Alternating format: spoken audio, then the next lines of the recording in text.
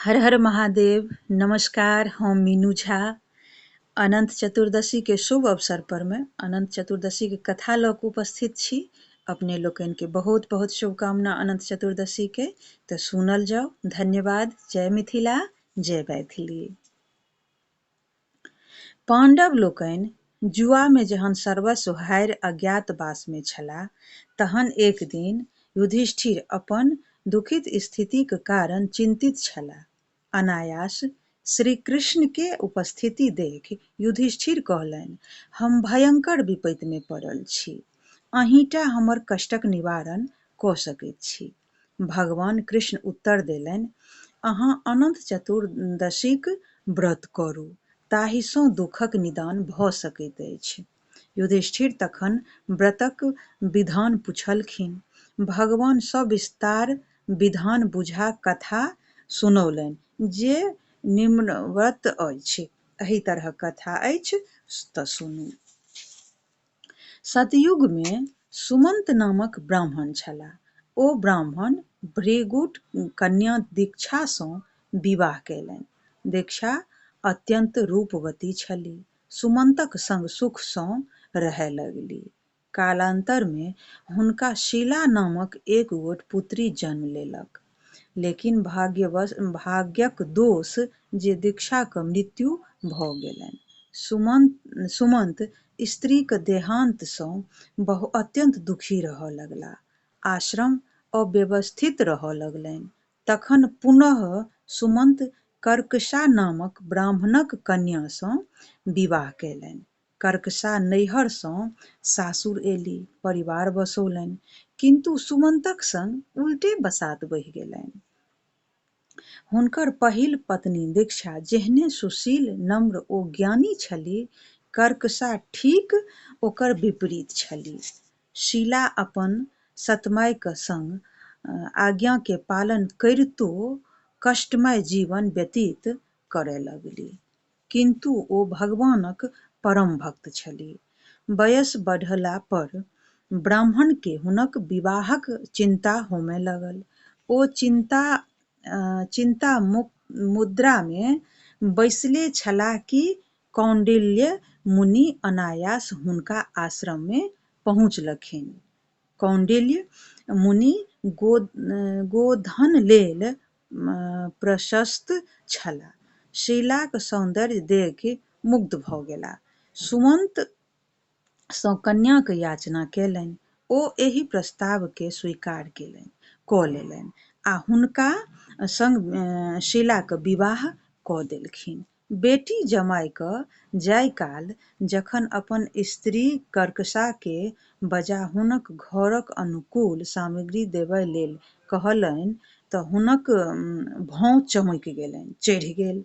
ओ घर में किछु नहि अछि से कहि देलखिन। अंत में शीला ओ कौंडिल्य के सुमंत मात्र रास्ता के खर्च दऽ विदा कऽ देलखिन।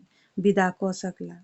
युगल दाम्पत्य जखन रथ पर बैसि जाइत छलाह, तऽ जाइत जाइत यमुना तट पर जहन पहुँचला, तऽ देखलखिन जे बहुत रास स्त्री गण सब ओहि ठाम पहुँचल अछि आ कौंडिल्य ओतय रथ सँ उतरि अपन नित्य कर्म में लगला।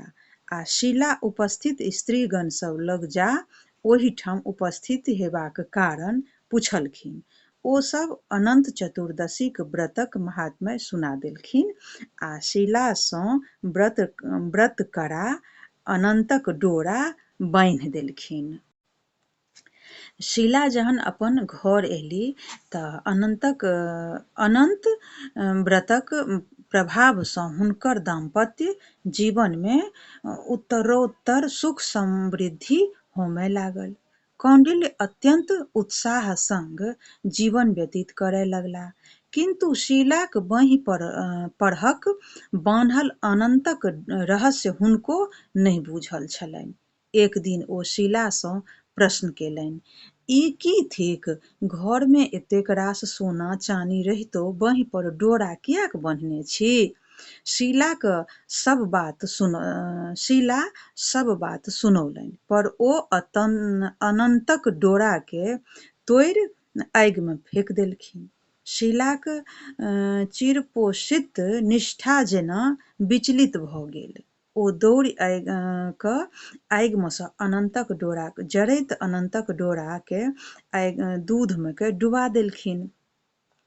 आब कौन्डिल्यक जीवनमे दुःख आरम्भ भ गेलनि। जहिना जे आयल छल से तहिना बिलाय लागल। समय एहन बदलल जे समाजक लोकसभ हुनकासँ मुँह फेरऽ लगलनि।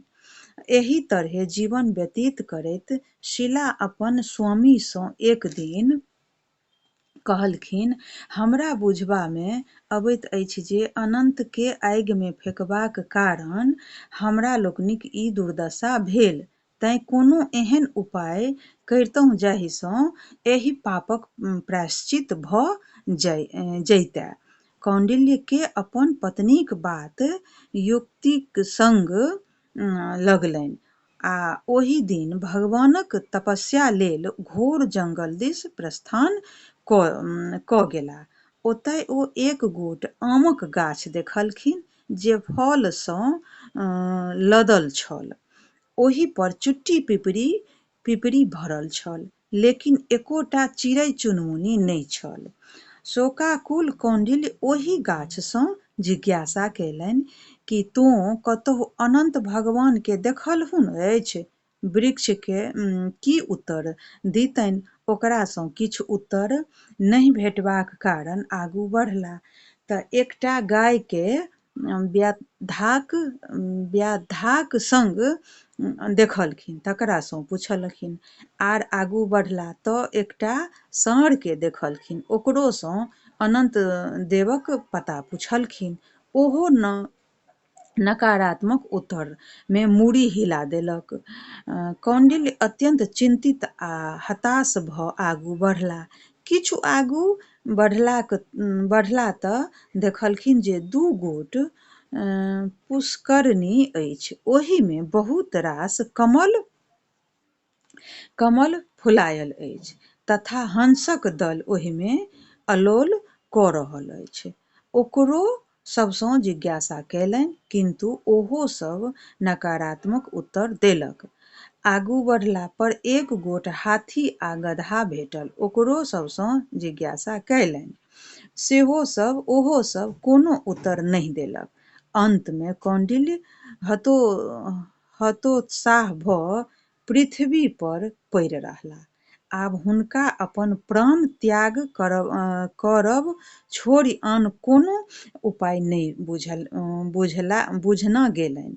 चट ओ अपन गमछा ओछा गाछमे बान्हि अपन गरामे फसरी